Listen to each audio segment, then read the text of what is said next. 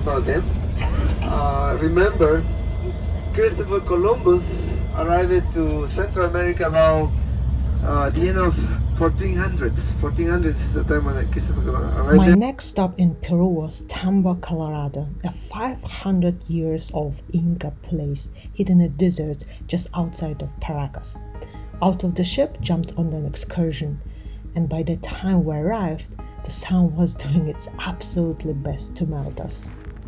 I should have a hat or something. It's so hot. Here's that makes this place wild. Forget the stone temples you picture when you hear the Inca ruins. This place is built almost entire out of red mud brick because there is no mountain stone to carve out here on the coast.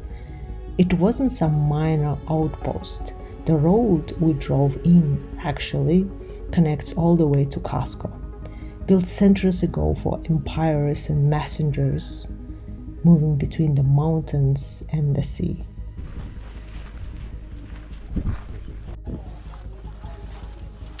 1470s they built these. 1470s. And it was privilege for young girls to come here. 1470s. Oh my goodness. It's super hot. And this place was actually working, not just decorative. Officials stationed here collected tributes and controlled the trade moving between the coast and the mountains. The central plaza had the raised platform used for ceremonies and chicha liberation rituals, and the sites of on signage says this sector housed the Huacachina, the empire chosen woman, right alongside the Incas representatives. Hi, how are you guys? Good.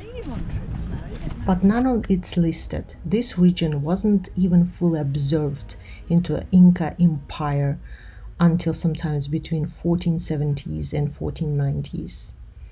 And by 1532, the empire collapsed with the Spanish conquest. A place built for an emperor's court was left to the desert, and for centuries after that faced new threats: humidity, wind-blown sand, earthquake, and even vandalism.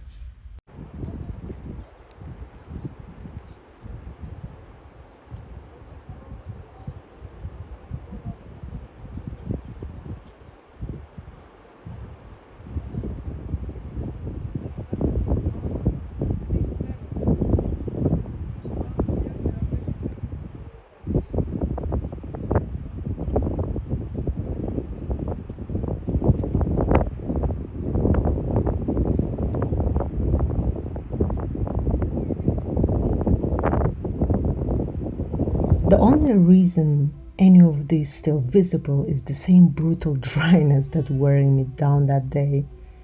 It's what preserved the paint and the clay for 500 years.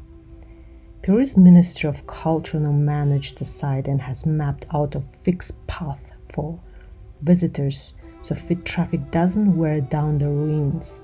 An international team like SWARC have 3D lasers scan the entire complex, so even if the walls eventually erode, the site survived digitally. I couldn't find a solid public number for how many people visit each year, but compared to Machu Picchu, this place stays quiet.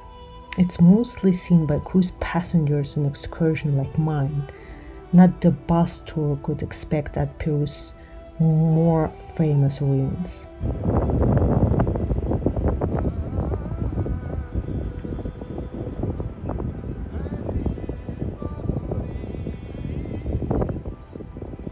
Here's what stays with me. A place built to house an empire elite now sits almost empty in desert. And the version of it wasn't built to impress anyone visiting for a day is one of that ended up surviving the longest. Would you have guessed an entire Inca palace that survived 500 years without a single stone?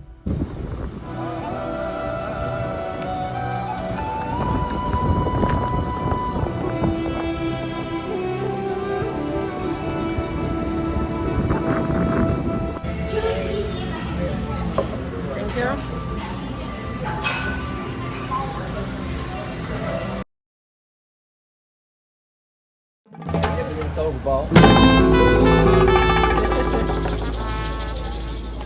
This part is personal. On this trip, I finally get to meet my friend Tiffany's family properly. Last time when I came to Peru with friends, her family happened to traveling to Argentina, so I missed them completely.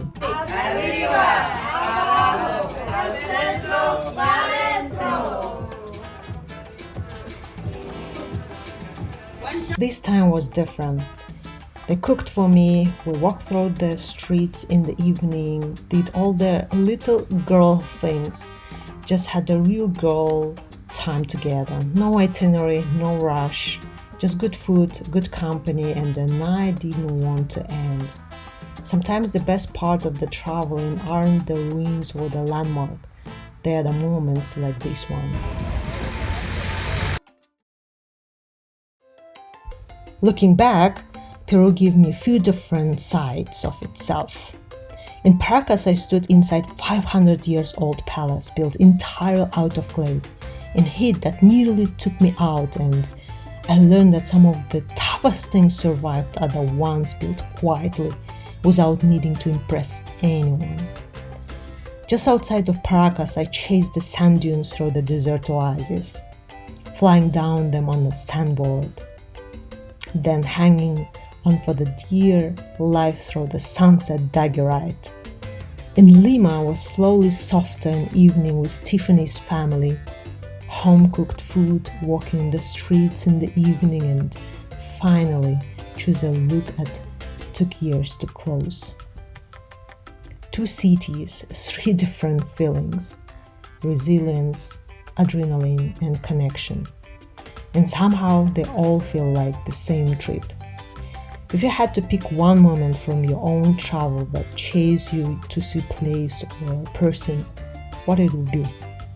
I'll tell you what's happened next, but that's story for another day.